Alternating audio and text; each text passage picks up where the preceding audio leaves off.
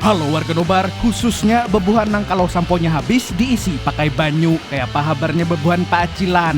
Kembali lagi bersama Mang Tobi, sang pengangguran profesional yang semakin hari semakin bersemangat full adrenalin. Karena hari ini kita akan membahas sebuah film action terbaru 2025, kelanjutan dari aksi Kai-Kai yang entah kenapa si Din selalu saja diremehkan. Padahal beliau satu ini merupakan orang paling ditakuti di beberapa benua. Nah, kali ini filmnya cocok benar kesan menemani pian pas lagi mahajan mengeluarkan beban di perut biar semangat pantang menyerah seperti si Kai di film ini. So, tanpa berlama-lama lagi, siapkan mata, telinga, dan anu-anuan kalian semua. Mari kita nobar dan inilah Sisu 2 Road to Revenge. Kisah berlangsung 2 tahun setelah peristiwa di film pertama dengan latar tak lama setelah Perang Dunia Kedua berakhir di wilayah Karelia, daerah yang sebelumnya milik Finlandia, namun kemudian jatuh ke tangan Nazi. Disinilah kita kembali bertemu Atami, seorang mantan komando Angkatan Darat Finlandia yang legendaris, dikenal abadi tak mau mati dan kini telah menjadi sangat kaya berkat emas yang ia temukan. Dengan kekayaannya, Atami kembali ke Karelia, tanah yang pernah ia tinggalkan. Setibanya di sana, ia mendapati rumah lamanya masih berdiri, nyaris tak berubah sejak perang berakhir. Rumah itu seakan membeku dalam waktu, menyimpan sisa-sisa kehidupan yang pernah ia miliki. Di dalam rumah, Atami menemukan foto keluarganya, wajah istrinya dan kedua putranya masih terlihat jelas. Pemandangan itu membuatnya terdiam. Kenangan pahit kembali mengingatkannya pada keluarganya yang tewas dibunuh di tempat itu selama perang, menjadi luka mendalam yang tak pernah benar-benar sembuh.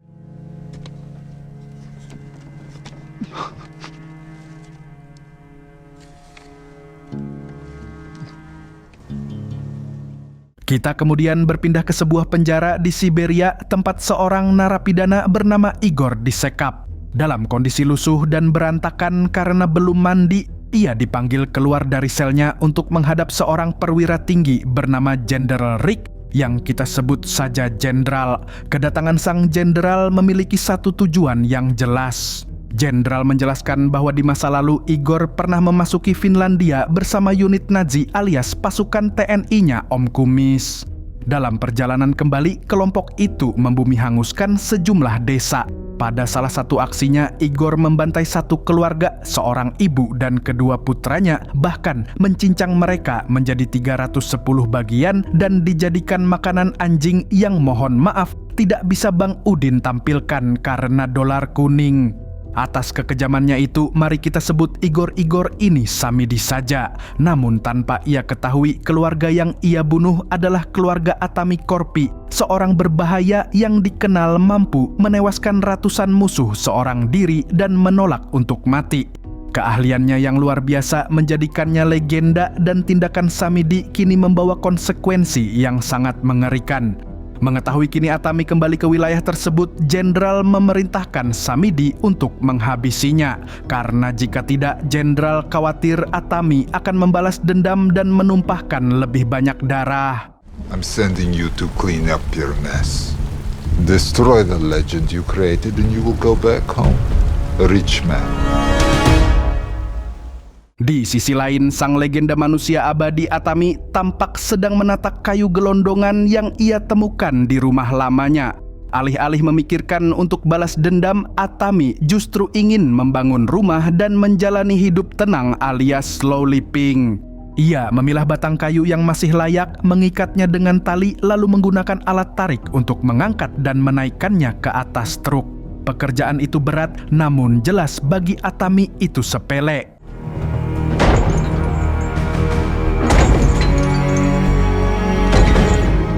Setelah semua kayu yang layak terangkut, ia membakar sisa-sisa yang rusak dan bersiap membangun rumah barunya.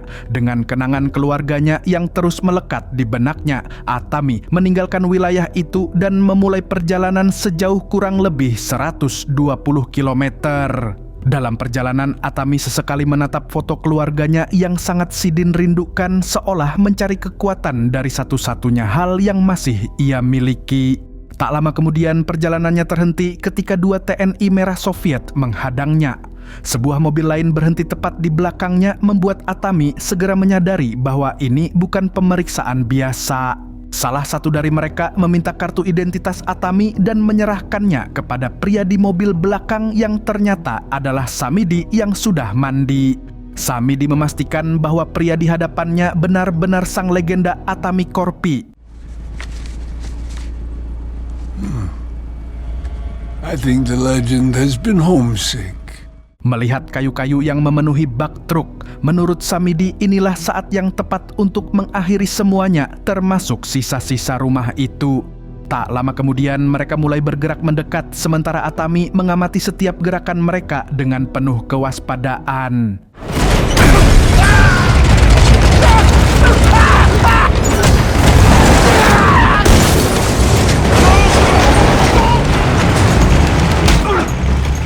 Untung saja Atami berhasil lolos, jelas saja ancaman itu hanyalah kerupuk bagi Atami. Melihat itu, Samidi mengerahkan salah satu truk besar berisi pasukannya untuk mengejar, membuat Atami menyadari bahwa ia harus melawan meskipun aslinya ia cuma ingin hidup tenang.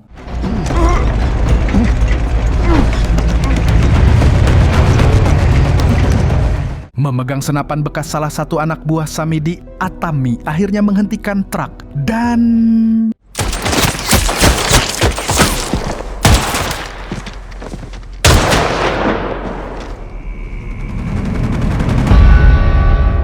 Dengan mudahnya Atami membantai seluruh pasukan Samidi tepat di depan matanya.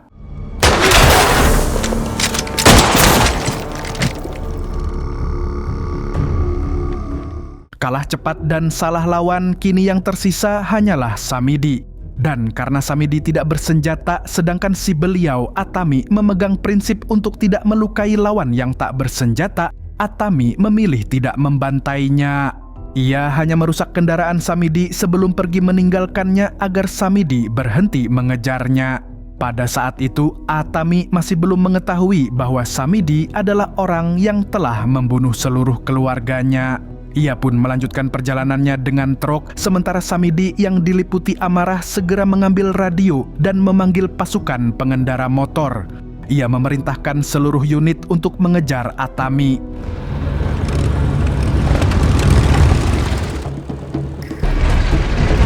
Atami kemudian mengubah rute untuk mengelabui mereka. Namun, Samidi dengan cepat memahami manuver tersebut. Ia memimpin pengejaran kelompok pengendara motor dengan kecepatan penuh.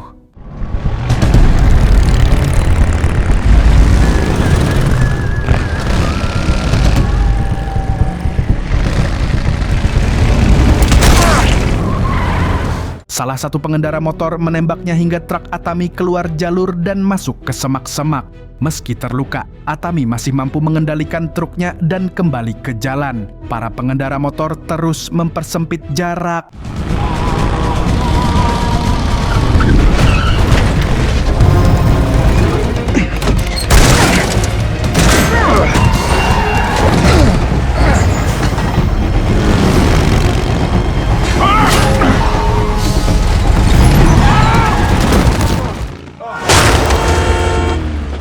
Sementara itu, Atami terus memacu truknya dan berusaha kabur dari pengejaran. Seorang prajurit lain mengarahkan senapan ke arahnya, tetapi Atami yang pantang menyerah lagi-lagi beraksi di luar Nurul.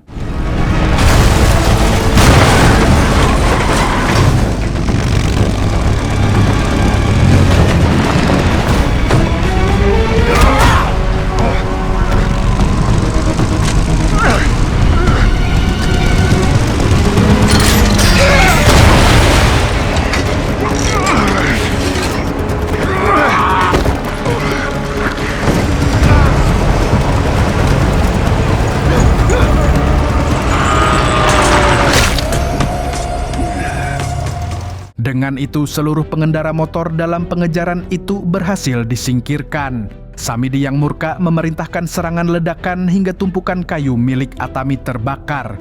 Tapi kemudian Atami membalas dengan melakukan hal ini. Namun sialnya, Samidi berhasil melompat keluar sesaat sebelum ledakan menghancurkan kendaraannya. Atami kemudian mengarahkan truknya masuk hutan dan menggunakan dedaunan dari pepohonan untuk memadamkan api pada kayunya. Sementara itu, Samidi semakin murka, semakin kesal karena Atami lagi-lagi lolos. Sementara itu, Atami berhenti sejenak di tengah perjalanannya untuk memeriksa muatan kayu di truk. Beberapa batang tampak hangus akibat serangan sebelumnya, dan di sini juga Atami baru menyadari bahwa dirinya sempat tertembak.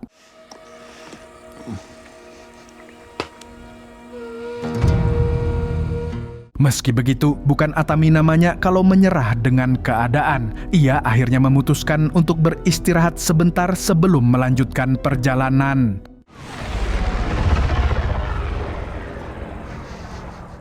Atami yang melihat pesawat Soviet melintas di atasnya segera memasukkan anjing kesayangannya kembali ke dalam truk dan melanjutkan perjalanan. Namun salah satunya kemudian mulai menyerang.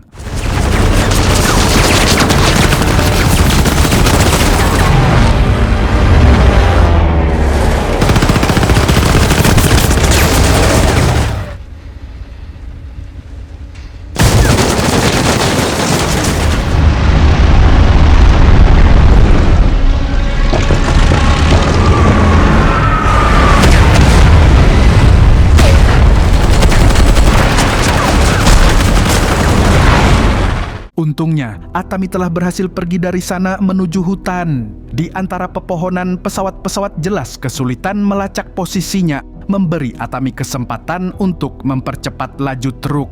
Salah satu pesawat memutuskan terbang lebih rendah dan akhirnya menemukan posisi Atami.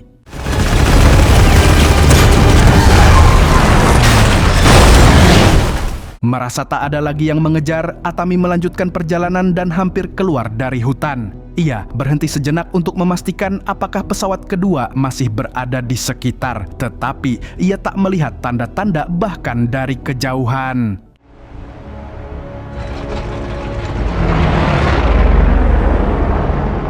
Tiba-tiba pesawat kedua menemukan Atami dan menyerangnya. Ketika sang pilot kehabisan amunisi, ia menjatuhkan pesawat tepat di depan truk Atami dan meluncat keluar.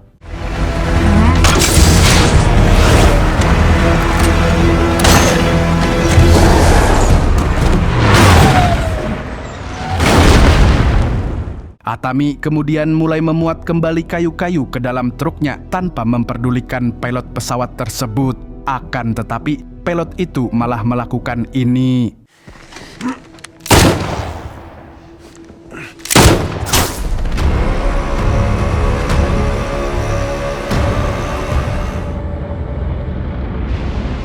Oh, ternyata pesawat pembom raksasa mendekat ke arah Atami. Melihat itu, Sidin segera bergegas hendak pergi. Sementara si pilot Nang Takurihing tadi mengira Atami tak akan selamat kali ini. Akan tetapi...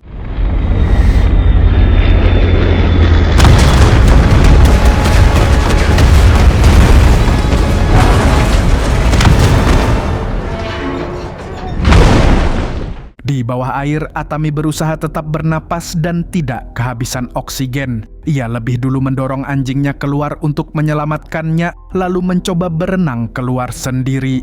Dari dalam air, Atami melihat truk beserta seluruh muatan kayunya ikut tenggelam. Ia pun menyelam kembali ke dasar dan melepaskan tali pengikat kayu hingga muatan itu terlepas. Kayu-kayu tersebut melesat ke permukaan. Namun saat berusaha melepaskannya, Atami perlahan kehabisan oksigen hingga akhirnya tak sadarkan diri di bawah air.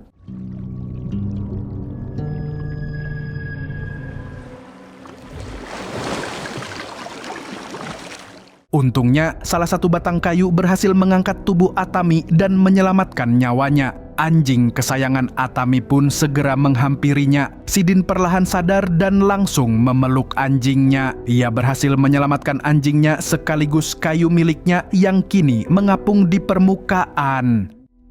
Hari mulai menjelang malam di mana Samidi tiba di perairan bersama pasukannya untuk melanjutkan misinya memburu Atami. Namun ia malah mendapat laporan bahwa truk itu berada di dasar air namun tidak ada tubuh yang ditemukan di sana. Begitu pula kayu-kayunya. Lagi-lagi Atami telah berhasil melarikan diri bersama anjing dan kayu-kayunya. Still heading home to Finland, aren't you? You stubborn mother. Sementara itu, di seberang laut saat malam tiba, Atami membuat rakit dari kayu-kayunya dan berhasil sampai di tepian lautan bersama anjingnya. Saat ia berjalan menyusuri sekitar pantai, Atami melihat sebuah tank di dekat bibir pantai. Pemandangan itu membuatnya senang. Di dalam tank, ia menemukan beberapa senjata tambahan. Atami mulai memasang semua perlengkapan ke tank bersiap menghadapi pertempuran.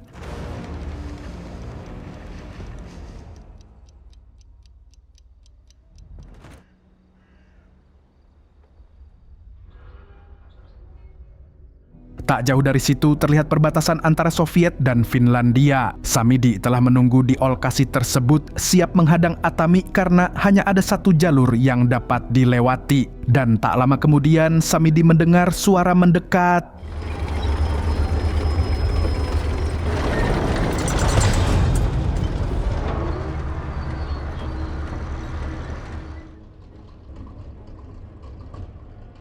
Sementara itu, Atami mendekat dengan kayu-kayu yang terikat di atas sebuah tank. Samidi melihat Atami berada di dalam tank, sementara seluruh pasukannya telah mengambil posisi masing-masing untuk menyerang. Tapi siapa sangka...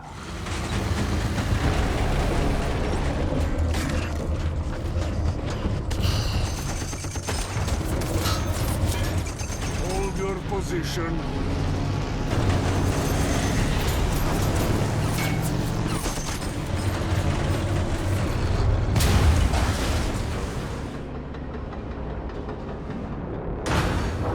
Atami sang legenda melakukan hal gila untuk melewati mereka. Namun sayang sekali, sebelum ia sempat bergerak lebih jauh, rantai tank terputus sehingga membuatnya terjebak di dalam.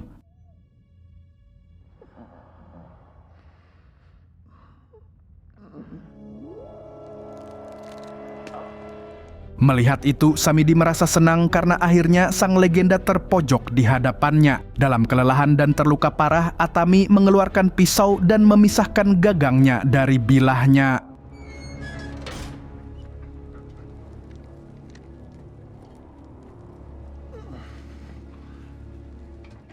Kemudian Atami mengeluarkan anjingnya terlebih dahulu dari tank, dan alhamdulillahnya anjing itu berhasil menyeberang ke Finlandia dengan selamat.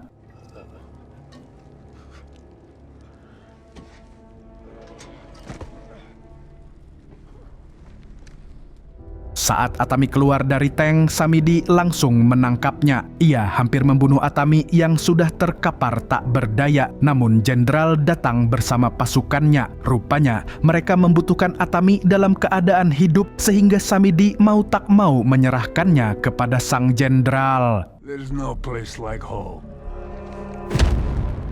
Menjelang malam, Atami dibawa ke dalam kereta yang menuju Rusia. Dalam keadaan penuh luka, ia digantung dan terus dipukuli tanpa ampun selama perjalanan. Oleh karena itu, beliau kehilangan banyak darah akibat siksaan brutal tersebut.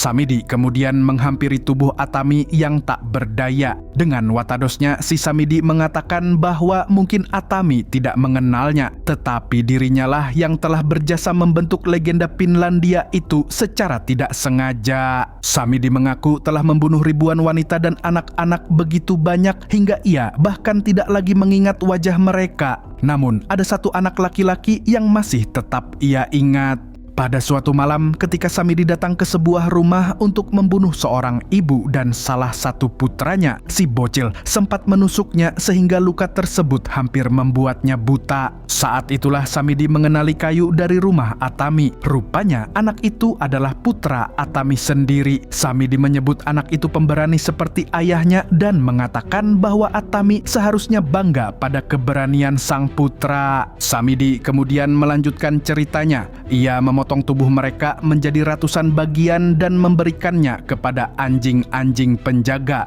Dengan sengaja Samidi membangkitkan kembali amarah Atami yang selama ini terkubur, membuat wajah Atami bergetar karena emosinya yang memuncak, sementara darah terus mengalir di wajahnya. Dengan penuh kesombongan, Samidi menegaskan bahwa Atami akan membusuk dalam penjara. Setelah itu, Samidi pergi meninggalkan ruangan.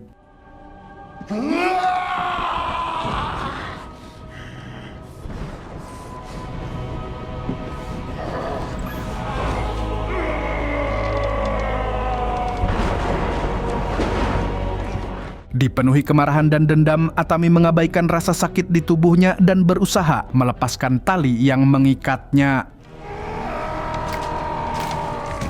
Para penjaga yang mendengar bunyi gadabuk tersebut pun memutuskan untuk mengeceknya. Tapi saking takutnya mereka dengan sosok berbahaya Atami, sebelum masuk mereka malah melakukan hal ini. Betapa bungulnya si penjaga satu ini tidak sadar apa yang akan ia alami.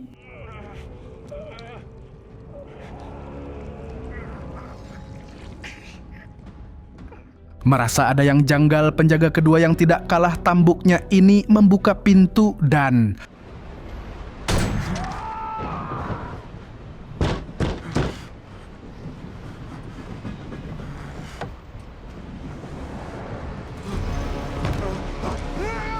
dalam hati Atami berkata, inilah waktunya membantai mereka semua. Sementara itu, Samidi terlihat menikmati makan malam bersama jenderal dan para petinggi lainnya. Di sini, Samidi menuntut imbalan atas keberhasilannya telah menangkap Atami. Namun sang jenderal tampak menunda-nunda hal tersebut dengan memberi syarat agar Samidi ikut minum jamu dulu bersama mereka, yang justru membuat Samidi semakin jengkel dan frustrasi. Sementara itu, Atami berusaha menyusup ke gerbong kereta lain dengan membawa senjata favoritnya. Atami bergerak maju dengan sangat hati-hati dan melihat kebetulan para tentara sedang sibuk di alam mimpi.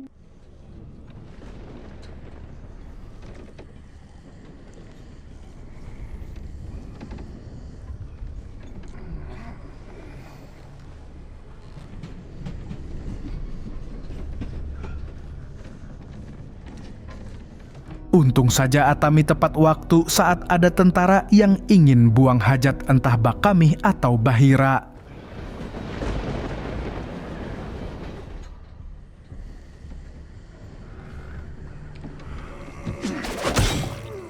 Seorang tentara lain tiba-tiba datang, namun untung saja Atami gercep memastikan tentara itu tidak dapat berbicara. Namun tentara lain melihat Atami. Untungnya, sebagian besar tentara lainnya masih tertidur. Atami melangkah maju perlahan, namun seorang tentara secara tidak sengaja menjatuhkan botol alkohol. Pada saat yang sama, tentara lain mulai terbangun karena tetesan merah dari tubuh tentara yang telah tewas di atasnya.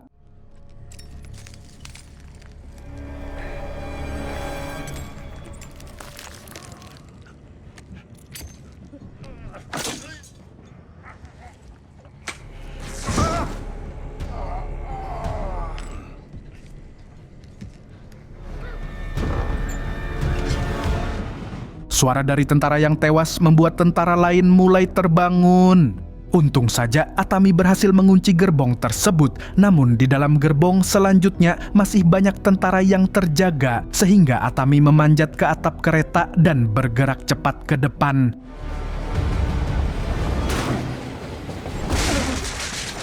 Semua tentara bergegas menyerang, tetapi Atami dengan kecepatan tinggi langsung membantai mereka saat itu juga.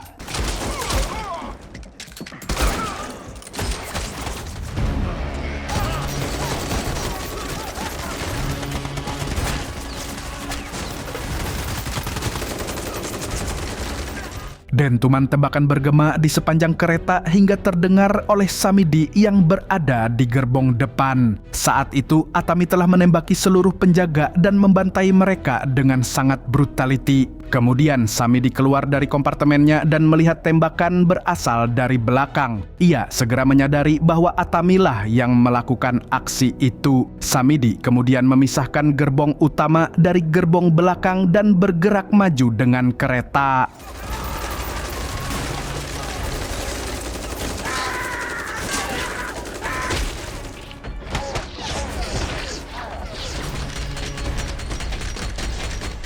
Setelah menyingkirkan semua tentara, Atami keluar. Ia bersiap menghadapi Samidi, namun gerbong telah dipisahkan. Dari kejauhan, Samidi mengucapkan selamat tinggal. Lalu Atami melihat sesuatu yang tersimpan di dekatnya, yang ternyata...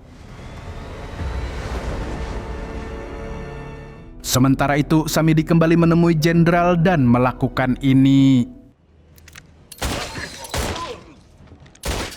Saat Samidi hendak membunuh sang jenderal, ia malah menunjukkan sejumlah uang kepadanya dan mengatakan bahwa uang itu adalah imbalan untuk Samidi.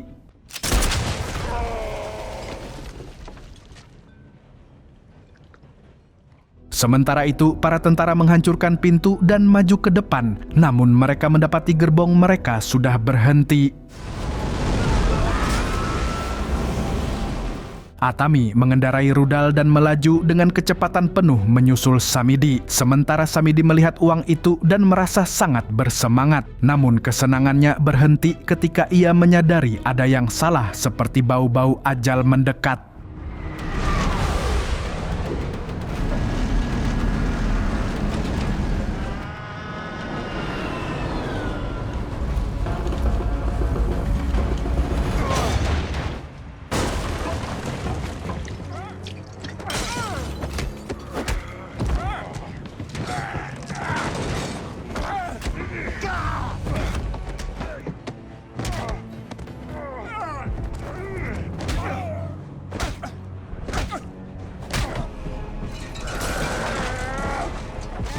Namun tubuh Atami sudah sangat lemah akibat penyiksaan dan pertarungan sebelumnya.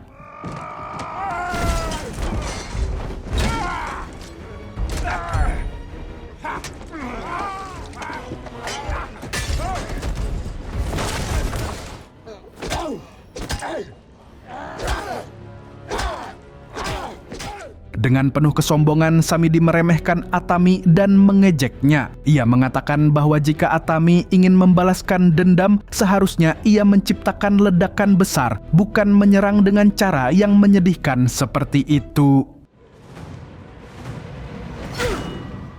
Samidi kemudian melangkah keluar dengan penuh percaya diri. Namun, Atami tidak menjawab dan justru melakukan ini. Sekrup itu ternyata adalah bagian kecil yang menahan rudal tetap terkunci pada logam. Rudal pun langsung meluncur ke arah Samidi.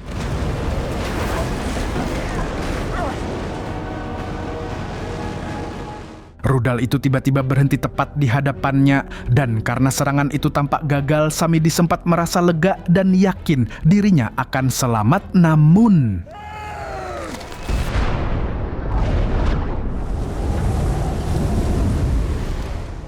seketika ledakan dahsyat mengguncang seluruh area.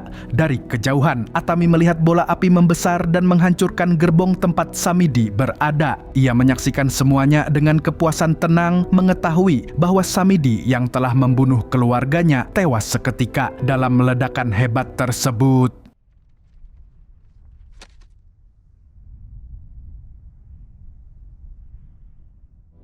Kemudian, di sebuah stasiun kereta dekat perbatasan Finlandia, para penjaga sedang duduk beristirahat ketika tiba-tiba mereka mendengar sebuah suara dari kejauhan. Spontan uhuy, mereka berdiri menggenggam senjata dengan waspada lalu bergerak maju menyusuri arah datangnya suara itu.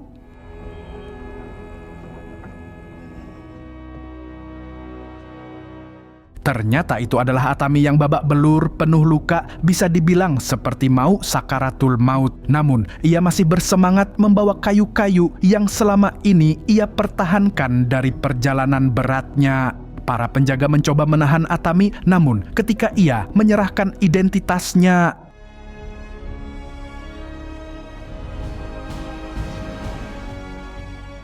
mereka menyadari bahwa orang di depan mereka adalah Atami Korpi, sosok yang selama ini dianggap legenda, dan seketika sikap mereka berubah. Dengan penuh rasa hormat, para penjaga itu menyambutnya dan memberi hormat kepadanya. Beberapa hari setelah kejadian itu, Atami mulai membangun rumahnya bersama anjing setianya menggunakan kayu-kayu yang telah ia bawa dengan susah payah. Meski tubuhnya masih dipenuhi luka dan rasa sakit yang tersisa, ia perlahan mulai pulih sedikit demi sedikit. Tiba-tiba anjing Atami menggonggong pelan memberi tanda bahwa seseorang sedang mendekat. Tak lama kemudian, beberapa orang muncul dan berjalan menuju Atami. Ia spontan bersiap menghadapi mereka. Te voisit tarvita apua. Ternyata mereka adalah warga yang ingin membantu Atami. Atami terdiam. Sudah begitu lama ia hidup tanpa uluran tangan siapapun, sehingga niat baik itu membuat dadanya terasa hangat. Ia hampir tidak percaya bahwa ada orang yang masih peduli padanya. Para penduduk desa memahami keadaannya. Tanpa banyak bicara, mereka mulai bekerja bersama, mengangkat kayu, menyusun rangka, dan saling bahu-membahu. Atami hanya bisa berdiri dan menyaksikan semuanya dengan mata berkaca-kaca. Rasa haru, syukur, dan lega bercampur menjadi satu ketika ia melihat bagaimana orang-orang itu dengan tulus memberikan tenaga mereka sampai rumahnya akhirnya selesai dibangun. Dan film pun tamat.